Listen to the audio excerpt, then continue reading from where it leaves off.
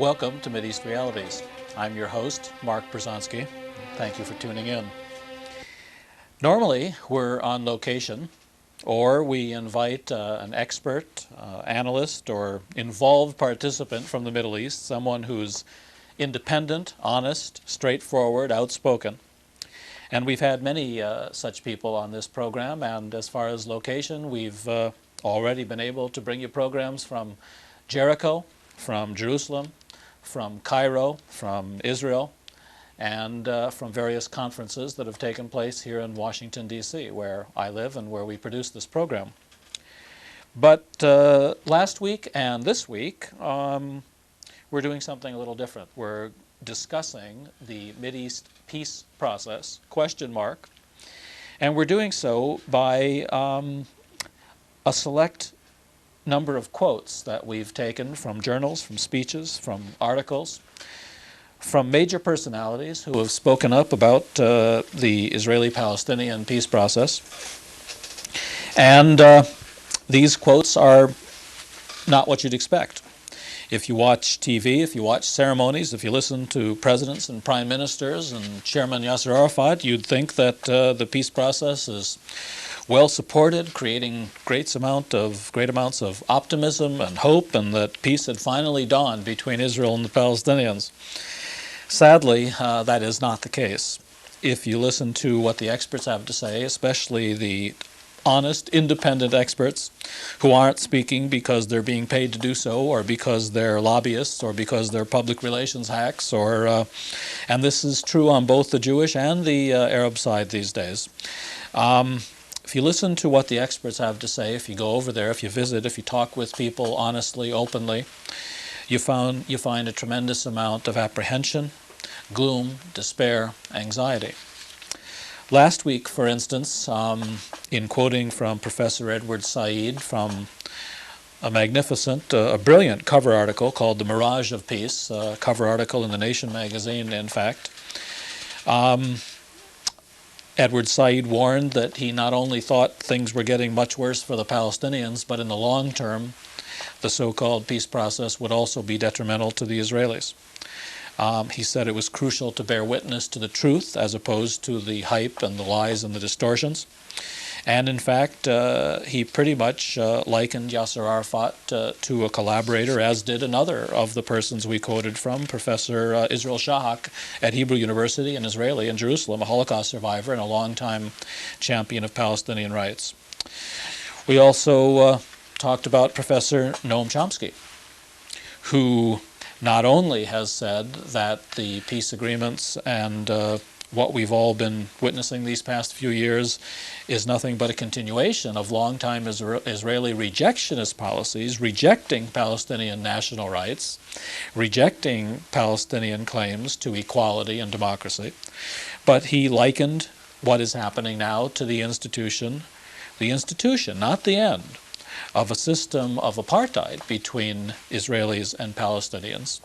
And for those of us who have been there, who have seen the checkpoints, who have seen the barbed wire surrounding Gaza, who have seen the Palestinian cities surrounded by various checkpoints, which only Palestinians who have the right pass, the right piece of paper, the right permit, are allowed to leave or move from one place to another, with blue license plates for Palestinians and yellow license plates for Israelis. The analogy between apartheid as it was implemented, whites to blacks in South Africa, and what's now taking place in the Middle East between Israeli Jews and Palestinians, it's an analogy that bears a lot of resemblance, unfortunately. And last week, we also talked about Professor Abdul Sitar Qassem, Political Science Department, Nablus, one of the major cities in the West Bank, and he discussed that the self-autonomy was not serving Palestinian interests or Palestinian rights, but was serving Israeli interests. And he compared the Palestinian Authority to General Anton Lahad, the head of the puppet South Lebanese army in southern Lebanon, who the Israelis supply and manipulate. And by analogy, he suggested that's exactly what's happening to Yasser Arafat and the PA. A word about the PA and the PNA, by the way.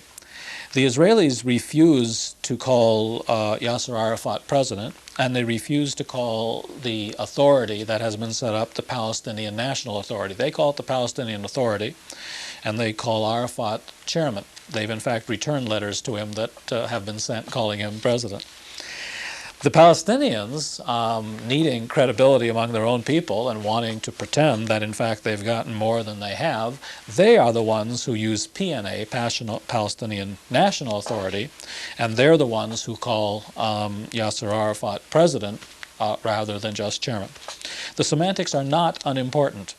Where this whole process is leading in the end, nobody knows for sure, but the Israelis have a pretty good handle on it.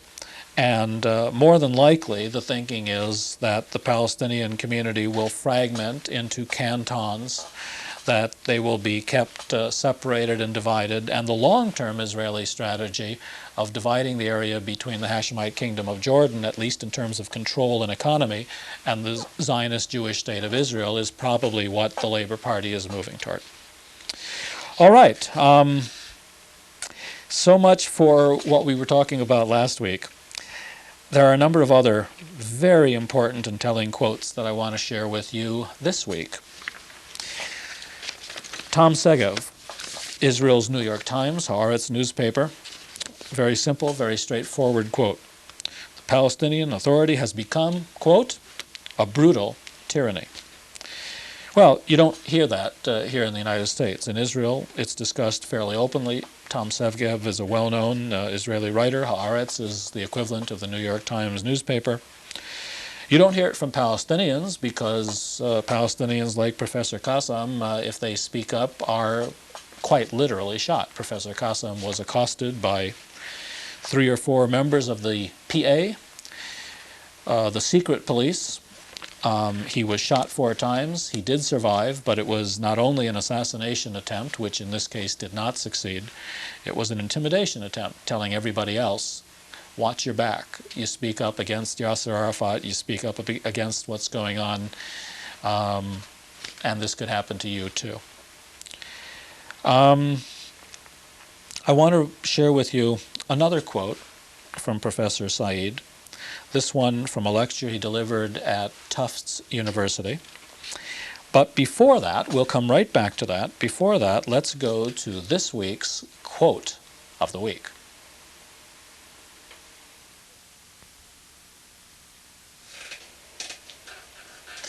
This week's quote of the week is from Professor Moshe Zimmerman, teaches at Hebrew University in Jerusalem. He's Israeli. He's a Holocaust survivor. Here's what he has to say, quote, "There is an entire sector in the Jewish public which I unhesitatingly define as a copy of the German Nazis.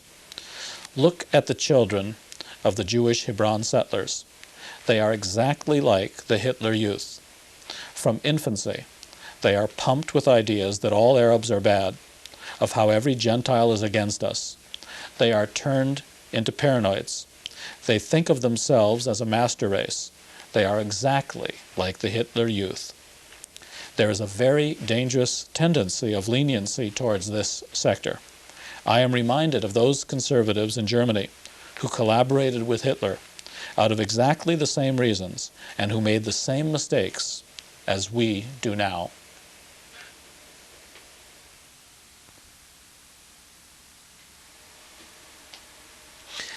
Welcome back to Mideast Realities. I'm Mark Bruzonsky, your host, and as you know, we're talking about the realities of the Mideast Israeli-Palestinian peace process.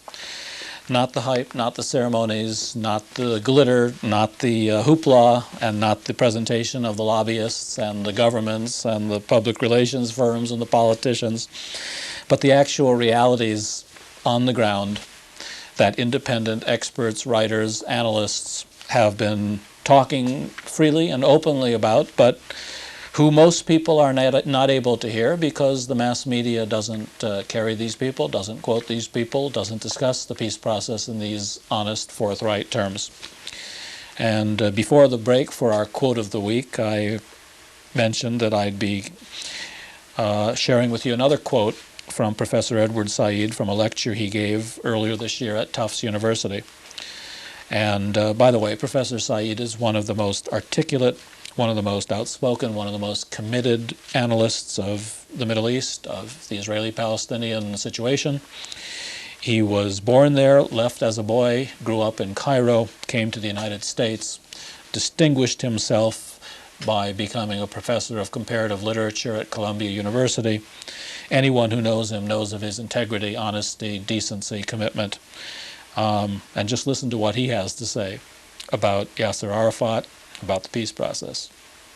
Quote, "I don't think it's wrong or any kind of exaggeration to say that Arafat and his Palestine Authority have become collaborators with the military occupation, a sort of Vichy government for Palestinians." I'll come back to Vichy government in a minute. Continuing Edward Said's quote, "With Oslo, the peace process entered a new and much more destructive phase. Far from bringing peace, it brought greater suffering for Palestinians, the main victims of this mess, and a much greater threat to the long-term interests of the Israeli people. Every leader involved with the Oslo process, Palestinian, Israeli, American, or European, has acted, in my opinion, without principles and without anything remotely resembling vision and truthfulness. Worse, large droves of intellectuals, scholars, and experts have, in my opinion, betrayed their vocations, to say nothing of their expertise and knowledge. And this betrayal has contributed to the amazingly compliant attitude of the American media in particular, who have celebrated, extolled, saluted, and rejoiced when there has been neither occasion nor cause to justify such excessive hand-clapping and jubilation." Well, a few paragraphs, but my God, look what's being said here. First of all, he's saying of the leader of the former leader of the Palestinians, since the PLO doesn't really exist anymore and there is a collaborationist government, and here's Edward Said saying it. It's a collaborationist regime. One can analyze how we got there, why the decisions were taken, why Arafat took the steps he took. But at the end of the day, this is how the situation is discussed by many of the leading experts around the world. Now, Vichy government, there may be many people watching this program too young to remember, but the Germans in World War II invaded France. They went around the Maginot Line. They essentially took over France. De Gaulle and others fled. The Nazis set up a puppet government. It was called the Vichy government because its seat of government was in Vichy, France. The head of that government was a marshal in the German army, Marshal Pétain. And, well, we all know what happened in terms of history, and we all know that that government was considered a collaborationist with the German occupation. So to call a regime a Vichy government for Palestinians is to make a very potent and hard-hitting point. The other extremely interesting part of Edward Said's quote is his comment about intellectuals and scholars and experts who have betrayed their vocations, not to mention their knowledge and expertise. Well, the sad reality of the situation is that people tend to conform to the institutions around them, to the power around them.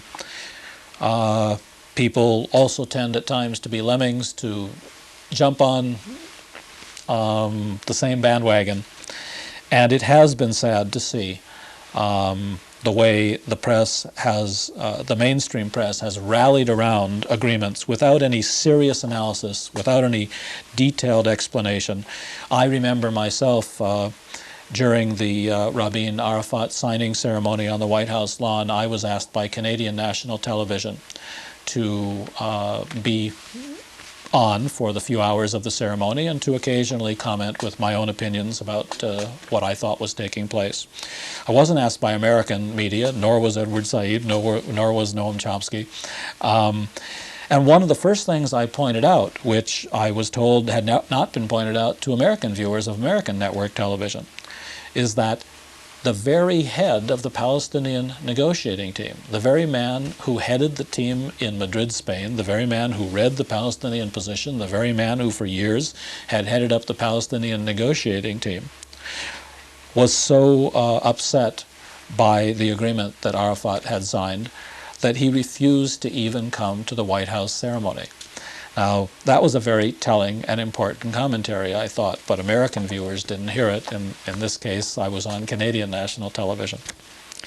Well, we'll come back to this discussion of the realities of the Mideast peace process, the realities of the Israeli-Palestinian imbroglio, predicament. But as we try to do each week now, let's break at this point for the Mideast realities lie of the week.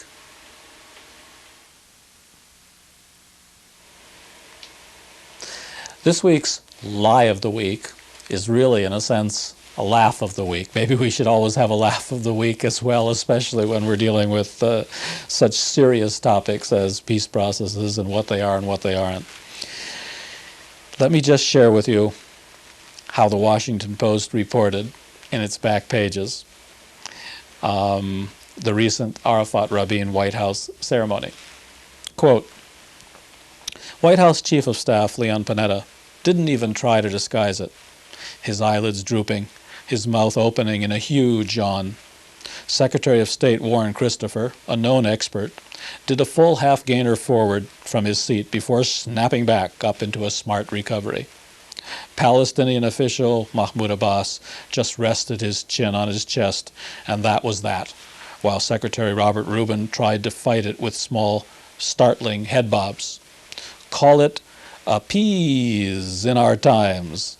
Indeed, the scene in the glittery White House East Room yesterday was very peaceful toward the end of a long ceremony marking the latest Israeli agreement. Official after official fought to stay awake in what one called this, quote, event bordering on the historic, unquote. An impressive number of eyelids slowly closed, and heads of many of the 200 notables nodded and swayed.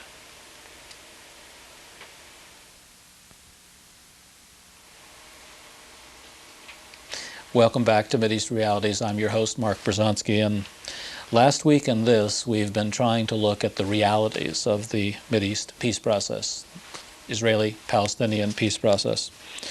We've been doing that not by going on location, which we've done before. We've been in Jericho and Jerusalem and Israel and Cairo this year, and not by inviting one expert into the studio for a talk, discussion, but rather by compiling a series of the most interesting and most articulate and most knowledgeable and straightforward quotes from leading experts in the Middle East and here in the United States about what's really taking place. And I've been sharing those quotes with you and trying to analyze them a bit in the hopes that that would help you understand what the peace process really is all about, as opposed to the hype and presentations from the politicians and the lobbyists and the interest groups, which are often designed not to help you understand what the peace process is all about, but in fact just the opposite, to twist and distort people's thinking, to provide a smokescreen that actually camouflages what is really happening under the guise of the seductive term peace process, which Edward Said has called a wanton murdering of language, to use that term to describe what's taking place. But it's not just intellectuals and experts and independent personalities who have been speaking up, not just the Edward Saids and Noam Chomskys and Tom Segevs, but also people at the very heart of the American political establishment. Let me give you a very good illustration of that. Each year in Washington, the Middle East Institute holds its annual conference. Middle East Institute is a very laid-back organization, usually headed by a former ambassador. It's sort of a society of Middle East Arabists and people who have served in the region. Very rarely causes any controversy, very rarely reflects anything other than sort of mainstream views about what's taking place, corporate views. The organization gets a tremendous amount of backing and sponsorship from corporations and oil companies. Even so, listen to what the keynote speaker said at the conference earlier this year, just a few weeks ago in fact. Keynote speaker, none other than Professor William Quandt, now at the University of Virginia, but formerly of the National Security Council, and who has worked in government for years, and thus is pretty much a team player. Here's what he said. My early assessment, this is his quote, my early assessment makes me pessimistic about the next stage of negotiations. It is not so much a matter of figuring out whether the proverbial glass is half empty or half full. It is more the growing conviction that this may well be the last negotiated agreement between Israelis and Palestinians for many years to come. Instead of building momentum for peace and inspiring mutual trust and confidence, this agreement could portend a long, dry, and possibly quite violent period ahead. Instead of living in peace alongside a viable Palestinian democratic state, it looks increasingly as if Israel will remain in control of much of the West Bank and Gaza. Well, my own interpretation of what's being said here is that Bill Quandt is suggesting, and pretty outspokenly in this case, that the agreements that have been made have really fudged over the real issues. They've patched together a series of terms and understandings and agreements that are sold to the public as a peace process, but in reality it's a peace process that doesn't look like it really has anywhere to go, that isn't going to end up being a peace that's widely accepted. It's not going to be justice. It's not going to be stable. That it's hard to see how even what has been discussed to this point is going to be implemented, not to mention the fact that all the hard issues, all the gut key issues, have really been left for the future totally undecided. Among those issues, Palestinian statehood or Palestinian reservations, Palestinian democracy or client regime imposed by Israel and the West and paid for by the United States, the Europeans, and the Japanese. Settlements, looks like the settlements are going to stay. The Israelis are spending millions and millions of dollars to build roads from pre-1967 Israel into the occupied territories that bypass Palestinian towns, villages, and essentially leave the Palestinians in pockets on reservations with Israeli checkpoints and roadblocks leaving all the cities. The settlers maintain their settlements, they maintain control of the territory, the resources, the water, the land. Not to mention Jerusalem, where of course the Israelis have said repeatedly over and over and over again that they're not going to make any compromise about Jerusalem, and the Palestinians are just going to have to accept that. Which brings us to the last quote I want to share with you about what's going on. From Cairo, from Esmat Abdul-Magid, who's Secretary General of the Arab League, here's what he has to say about Jerusalem. Quote, Israel wants to give an historic and religious legitimacy to its aims on Jerusalem, which is the biggest act of falsification in history. These celebrations, and he's referring to the Israeli Jerusalem 3000 celebrations, these celebrations, with their length and scale, are also a violation of the spirit and the letter of the Israeli-Palestinian Declaration of Principles, and a challenge to all Arabs. Now, Esmed Abdul-Magid is a very mild-mannered man. He's a very, he's an in-system player. He's been part of the Egyptian establishment that made peace with Israel when Anwar Sadat was alive a long time ago. Nevertheless, even he articulates grievances as to Jerusalem, and that part of the Israeli-Palestinian deal not only hasn't been negotiated, that crucial part hasn't been negotiated, but it really has nowhere to be negotiated, because the reality is, for anyone who knows Jerusalem, has been there, as I have often, the Israelis have pretty much put the Palestinians in ghettos. They've pretty much taken the land. They've pretty much pushed the Palestinians out. There really isn't much of a Jerusalem left to share. Now, they will fudge it in some way. They will find some terminology, some words.